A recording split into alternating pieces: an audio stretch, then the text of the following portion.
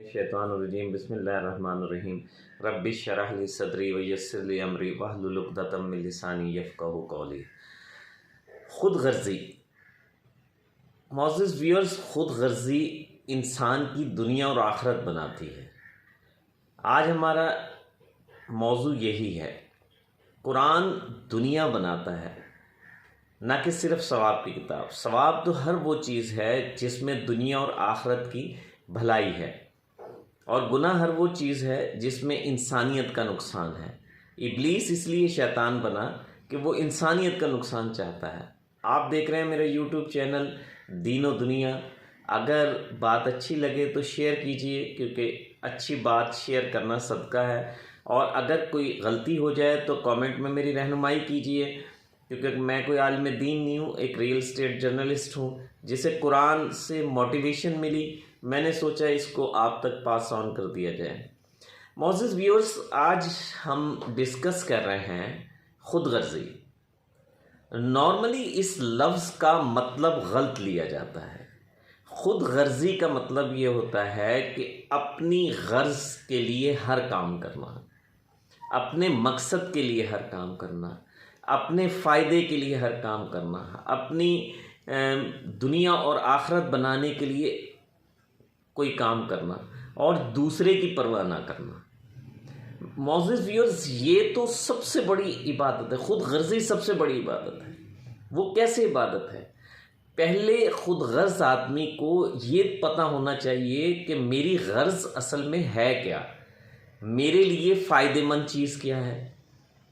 खुद जब भी वो अपना फ़ायदा चाहेगा ना, कि जब उसको अपने फ़ायदे का पता होगा तो उसको वो फिर अपना फ़ायदा चाहेगा, कि खुद गर्जी करेगा ना। यानी जो जब तक उसे अपना फ़ायदा नहीं पता होगा तो वो कैसे अपने लिए करेगा।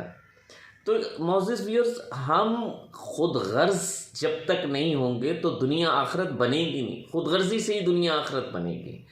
हमें पहले ये समझना चाहिए कि हमारी गरज, हमारा मकसद, हमारा फ़ायदा एक्चुअली है किस चीज़ में। हमें सारी ज़िंदगी गुजर जाती है, हमें यही नहीं पता होता कि हमारा फ़ायदा, हमारे गर्ज, हमारा मकसद इस दुनिया का में कामयाबी का ज़रिया क्या है। इस दुनिया में कामयाबी का ज़रिया जो है वो अल्लाह की रज़ा है। अल्लाह की रज़ा आप अपनी ज़िंदगी का मकसद बना लें, अपनी ज़िंदगी का गर्ज बना लें, अपनी ज़िंदगी का मतमईन नज़र बना लें कि मैंने सिर्फ अल्लाह को राज़ी करना है। अब अल्लाह को राज़ी करने के लिए आपने अगर बाप की खिदमत करनी है, माँ की खिदमत करनी है, तो ये नहीं चाहना कि उसको राज़ी करे। राज़ी अल्लाह की ज़ात को करना है, और जो अल्लाह की ज़ात ने जो जो तरीके बताए हैं उनको एडॉप्ट करना है आपने। अगर वो राज़ी नहीं होते तो आपने अल्लाह की रज़ा चाहनी है। एक मिसाल की बात है, आप दुनिया में बहन भाइयों में, दोस्तों में, अजीबों में, रिश्तेदारों में, अपने कारोबारी साथियों में, अपने घर वालों में, अपने बीवी में, बच्चों में, अगर आप खुद गर्ज नहीं होंगे तो आप कामयाब नहीं हो सकते। यानी लेकिन गर्ज आपकी क्या होनी चाहिए? आपको दुनिया में सबसे बड़ी गर्ज ये है, हमारा आने का मकसद है, वमा खलक़तुल जिन्ना वल इंसा इल्ला लियाबुदून। हमने तमाम जिन्नों और इंसानों को अपनी इबादत के लिए पैदा किया। यानी इस दुनिया में हमारी सबसे बड़ी गर्ज होनी चाहिए अल्लाह की इबादत। अब हम ये समझें कि इबादत एक्चुअली क्या है। नॉर्मली ये समझा जाता है कि इबादत रोज़ा, नमाज, हज, ज़कात, यानी हकूक़ुल्लाह को इबादत समझा जाता है, और बंदों के हकूक़ को तो दुनिया समझा जाता है। हालांकि बंदों के हकूक़ ही असल इबादत है। अल्लाह ने अपने हकूक़, तो अल्लाह ने कहा है मैं हकूक़ुल इबाद तो माफ़ कर दूँगा।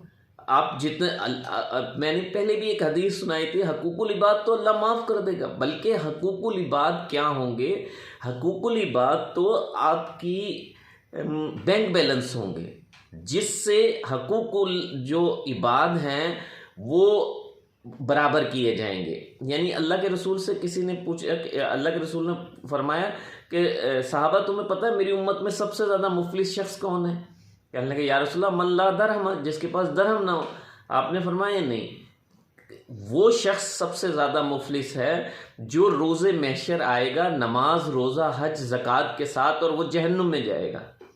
आपने साहबा ने अर्ज़ किया या रसूलल्लाह इसमें क्या राज पोशीदा है? आपने फरमाया कि एक शख्स आएगा कहेगा काल माला हज़ा, या अल्लाह इसने मेरा माल खाया। अल्लाह क्या करेगा? उसकी रोज़ा नमाज हज ज़कात में से उसको नेकियां उसको दे देगा जिसका उसने माल खाया होगा। फिर एक शख्स आएगा काला यस्फ़िकुद्दी महाजा, या अल्लाह इसने मेरा खून बहाया। अल्लाह उसकी नेकियां लेगा उसको दे देगा। काला फिर एक शख्स आएगा कदशई तुम हाजा, या अल्लाह इसने मुझे गाली दी। अल्लाह उसकी नेकियां लेगा उसको दे देगा।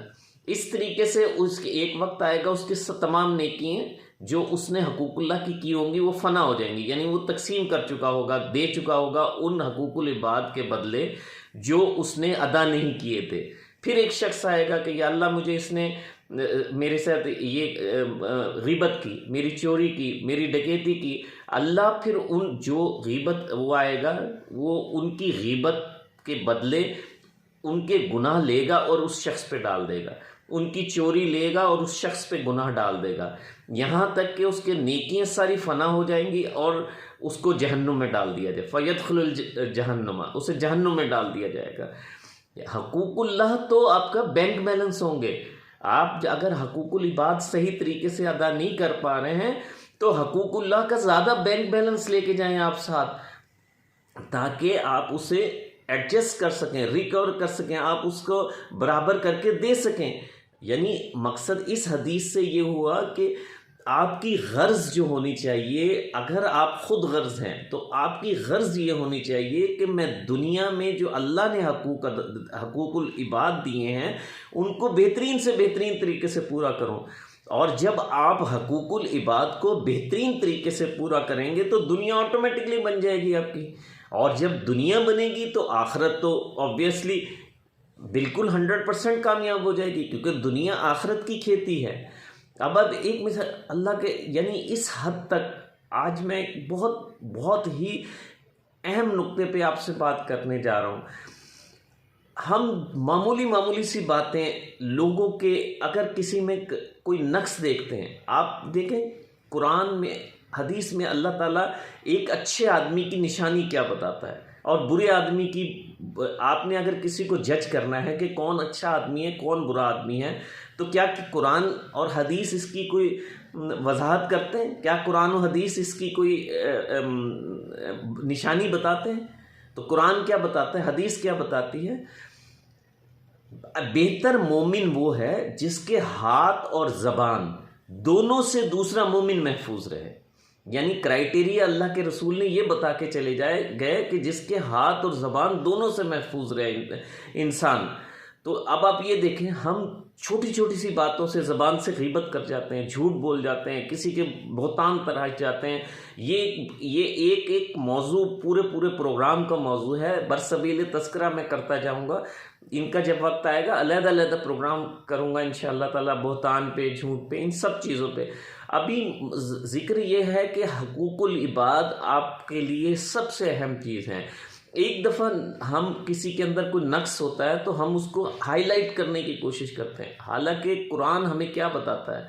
कुरान ये बताता है कि इस्लाम में 3 बड़े गुनाह हैं जो नाकाबिल माफ़ी गुनाह हैं। एक तारिक फिद दीन, जो इस्लाम ला के दीन को छोड़ जाए उसका बदला कत्ल है। दूसरा, जो शादीशुदा जानी हो उसका बदला कत्ल है। और तीसरा, कत्ल का बदला कत्ल है। अच्छा, अब ये दोनों, कत्ल का बदला कत्ल तो हो गया, और दूसरा जो दीन छोड़ जाए उसका भी बदला कत्ल है, वो भी बहुत बड़ा जुर्म है। अब जिना इतना बड़ा जुर्म है कि उसका बदला भी कत्ल है, लेकिन उसके लिए, उसकी पर्दापोशी के लिए अल्लाह अज़्ज़ा व जल कितना बड़ा हुक्म फरमाता है कि आप जब तक 4 गवाह ना लाएं आप पे, यानी वो सादिक नहीं होता, सज़ा सादिक नहीं होती, सज़ा दी नहीं जा सकती जब तक 4 गवाह ना लाएं। अब आप गौर करें मोअज़्ज़िज़ व्यूअर्स, क्या जिना पे 4 गवाह लाए जा सकते हैं? इसलिए कि उसकी पर्दापोशी करने को फरमाया गया है।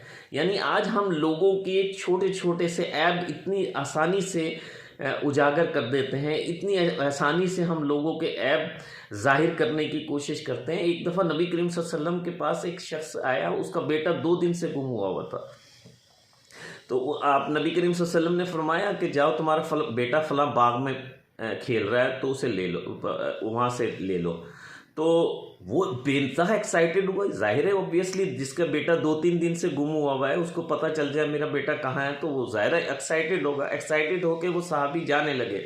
आप नबी करीम सल्लल्लाहु अलैहि वसल्लम ने उनको रोक लिया और कहने लगे कि वहाँ जब जाओ तो वहाँ उसको बेटा कह के ना बुलाना।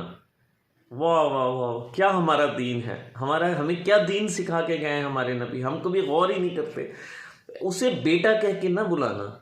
कहने लगे या रसूल अल्लाह, इसमें क्या मसलहत है, मेरा बेटा है, मैं उसे बेटा कह के ना बुलाऊं। आपने फरमाया शायद वहाँ कोई यतीम बच्चा खेल रहा हो, जिसकी दिल आज़ारी हो आपके बेटा कहने से। कोई हो सकता है उसको बेटा कहने वाला ना हो और उसकी दिल आज़ारी हो जाए। हमारा अल्लाह हमें ये दीन सिखाता है, हमारे नबी हमें ये दीन सिखा के गए, और हम लोगों के छोटे छोटे से ऐब उजागर करते हुए ज़रा भी नहीं सोचते, ख्याल ही नहीं करते। पर्दा पोशी कीजिए। कोई शख्स परफेक्ट नहीं अल्लाह ने बनाया, अच्छे से अच्छा शख्स भी अल्लाह ने परफेक्ट नहीं बनाया। अल्लाह को सबसे ज़्यादा गुस्सा जब आता है जब कोई किसी की ऐब जोई करता है, किसी की गीबत करता है। पर यानी इंसान की, आप अल्लाह के बंदे की ना मानने की, बंदे को नाराज़ करने की कितनी बड़ी सज़ा शैतान को दी। इतना बड़ा हमारे पास मिसाल है, उसके बाद भी हम छोटी छोटी सी बातों पे लोगों की ऐब जोई कर जाते हैं, लोगों को उनके छोटे छोटे से ऐब उजागर कर जाते हैं। यानी कि इंतहा ये है कि इतना बड़ी बात है कि एक उमर फारूक रज़ियल्लाहु अन्हु के एक शख्स आया, आप कहने लगा मैंने इसको जिना करते देखा। आपने फरमाया मेरा दिल करता तेरी आंखें नेज़े से फोड़ दूँ। यानी इस कदर ऐब जोई ना करने का हुक्म दिया गया। तो कोशिश करें कि खुद गर्ज हो जाए। खुद गर्जी, आपकी गर्ज क्या होनी चाहिए? आपकी गर्ज होनी चाहिए कि मैंने अल्लाह को राज़ी करना है। और जब आप अल्लाह को राज़ी करेंगे तो अल्लाह की रज़ा बंदे की रज़ा में है, बंदों को खुश करने में, उनकी खुशनुदी चाहने में है। जब आप बंदों को राज़ी करेंगे तो अल्लाह ऑटोमेटिकली राज़ी हो जाएगा। अल्लाह 70 माओं से ज़्यादा प्यार करता है, वो तो ऑटोमेटिकली राज़ी हो जाएगा। अब जब अल्लाह राज़ी हो गया तो फिर तो आपकी दुनिया और आखिरत सारी बन गई ना। दुनिया को तो अल्लाह कहता है कि मच्छर के पर के बराबर भी अहमियत नहीं है दुनिया की। यानी एक परिंदा शायद होगा जिसको शायद कोई नरम दिल से नरम दिल आदमी भी उसके कान पे भिन भिन करे तो वो उसको ना मारता हो। हर परिंदे पे शायद रहम आ जाता हो, पर इसको मच्छर को तो शायद हर बंदा ही मार देता हो। शायद कोई ऐसा आदमी हो जो उस पर रहम खाता हो, उसे ना मारता हो। और अल्लाह मच्छर की मिसाल नहीं देता, दुनिया को कहता है मच्छर के पर के बराबर। लेकिन दुनिया आखिरत की खेती है। आपको दुनिया मिलेगी जब आप लोगों की खुशनुदी चाहेंगे, उन्हें खुश करेंगे, उनकी खुशनुदी के लिए नहीं, अल्लाह की रज़ा के लिए। और यही आपकी ज़िंदगी का मकसद होना चाहिए। ये खुद गर्जी अपना लीजिए, दुनिया और आखिरत दोनों बन जाएंगी। मिलते हैं एक और प्रोग्राम के साथ। अस्सलाम वालेकुम व रहमतुल्लाह।